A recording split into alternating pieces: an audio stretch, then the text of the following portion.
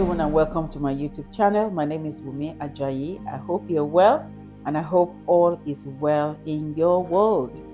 If you're new to this channel, this is a channel where we talk everything marriage, and it is with the understanding that for us to enjoy our marriages, we have to be people that are willing to learn, to unlearn, and to relearn. So in this series, I'll be talking about something that I don't think gets enough attention. I'll be talking about emotions. For some reasons, when it comes to marriage, we don't talk a lot about emotions. At the most, we say things like, oh, women are very emotional, or men don't express their emotions, and that's where it ends most of the time. But we are emotional beings. Emotions are part of who we are. We are full of emotions. We have the capacity to experience a whole range of emotions. And sometimes we can experience and express two emotions at the same time. So somebody can be sad and happy. Somebody can be laughing and crying at the same time. Emotions are part of our everyday life, and it affects our relationships. It affects our interactions. It affects our actions. It affects our responses. Our emotions reveal a lot about our needs. For someone that is afraid, their need is for safety. For someone that is angry, it could be because they need food. It could be because they've been disrespected and they need respect. So it's important that we understand our emotions and understand the emotions of our spouses, and also understand how emotions impact not just us, but how it impacts our relationships as well, our marriage relationship. Another reason to talk about emotions is because emotional maturity, unfortunately, is not a function of biological age. So you see someone that is, biologically they are old, or they've been in marriage for so many years, but they are still emotionally immature. That's why we see, some adults in throw temper tantrums. It's purely because they are people that are emotionally immature. They are not mature enough to be able to regulate their own emotions.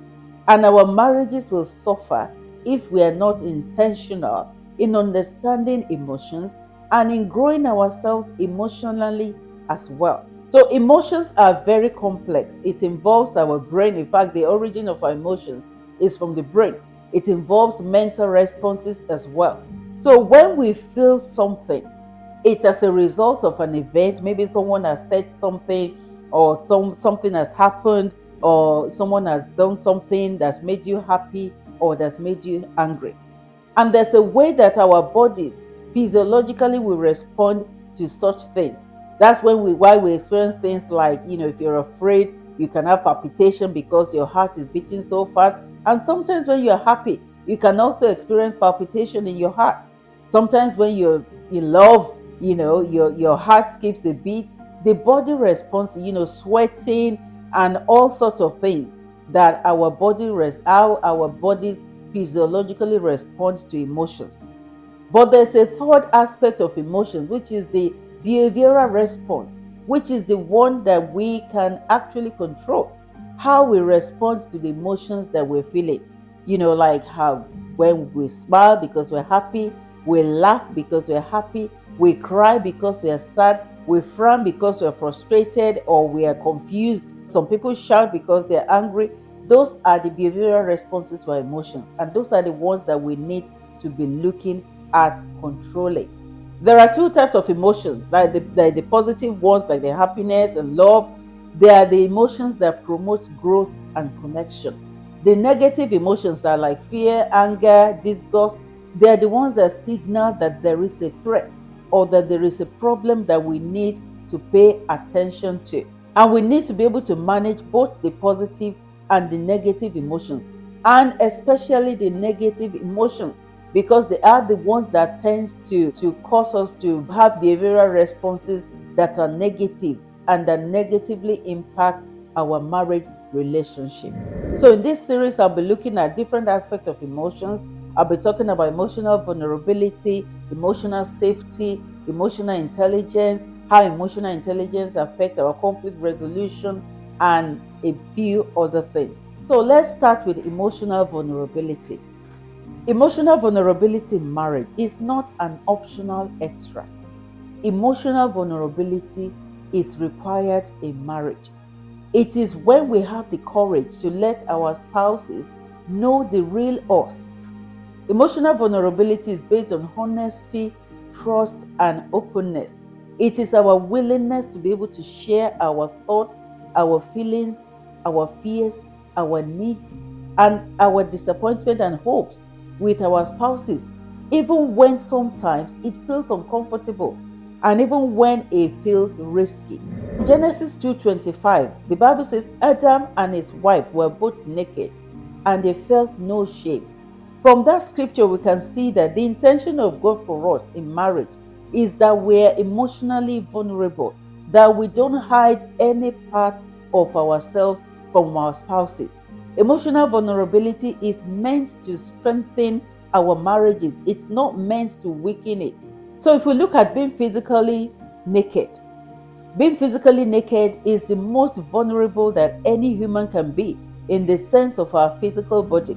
And that is why we don't go around walking naked. That's why we cover ourselves up. That's why you leave your nakedness for when you are in your bedroom. And that is why it's only our spouses that should see us naked.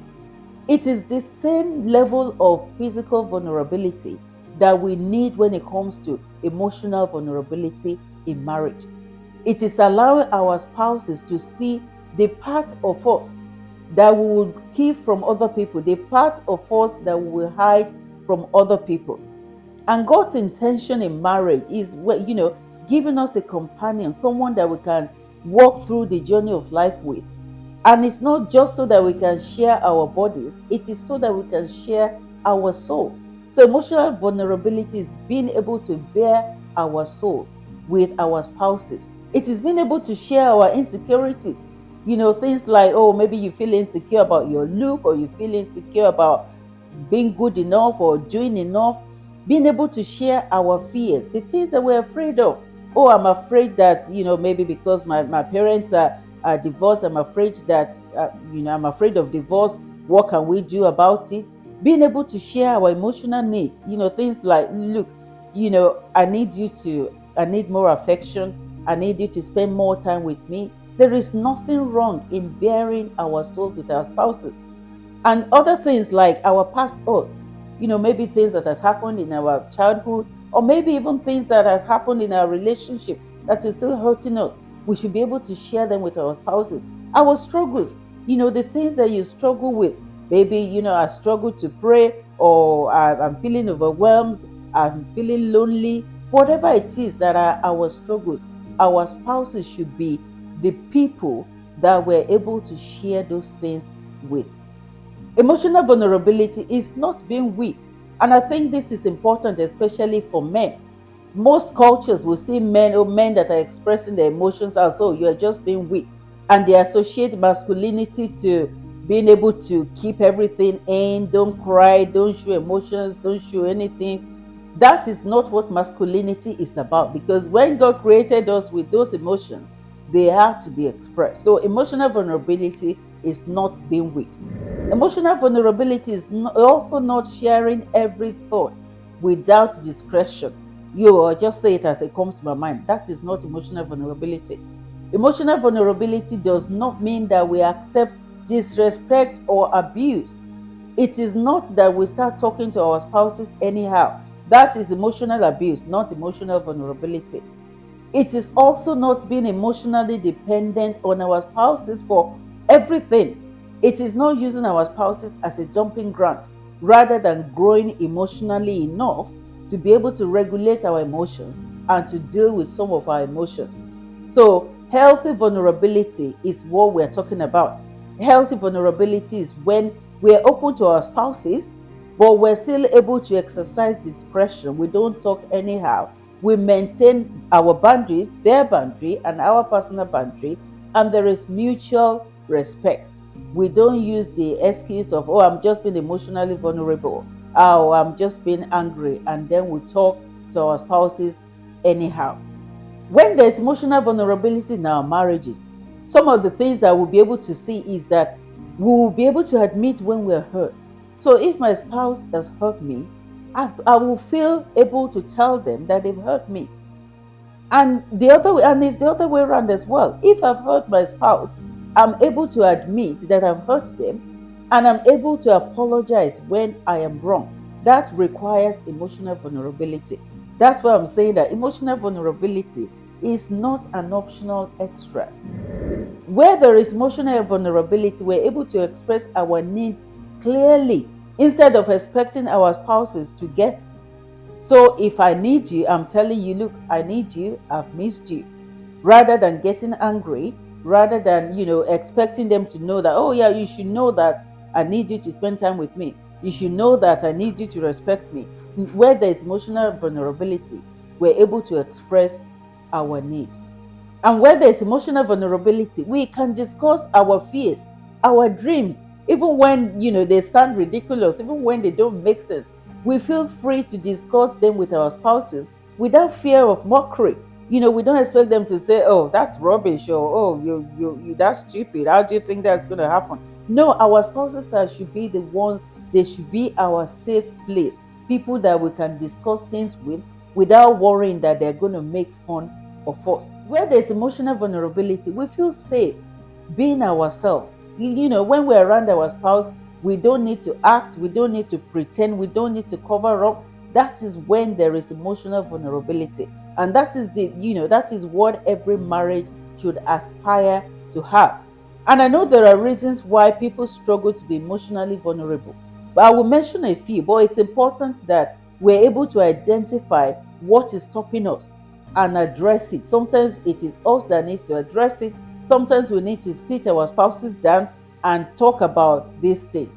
Fear of rejection is one of the things that stop people. So maybe in the past, it could even be your spouse, it could be growing up, it could be your parents that have rejected you, or you've had series of rejection when you've tried to be emotionally vulnerable, when you've tried to, tell people your fears, your worries, your insecurities, and then you've just taken it that, look, I can't trust anybody to be emotionally vulnerable. That's stopping you. We need to identify it. Previous betrayers as well, especially by close friends or relatives, and again by a spouse. So if someone has been betrayed in the past, like I started off with, for emotional vulnerability, we need trust. We need honesty.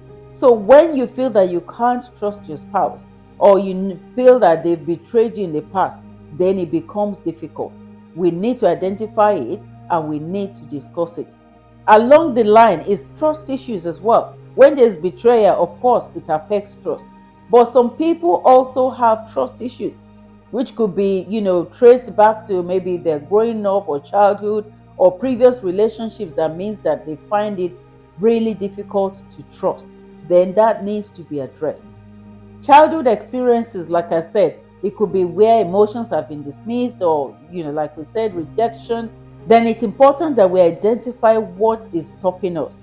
If it is because of the experiences that you've had in the past, then we need to find a way to move on from it. Otherwise, our marriages will begin to suffer. The present and the future will be suffering because of the past.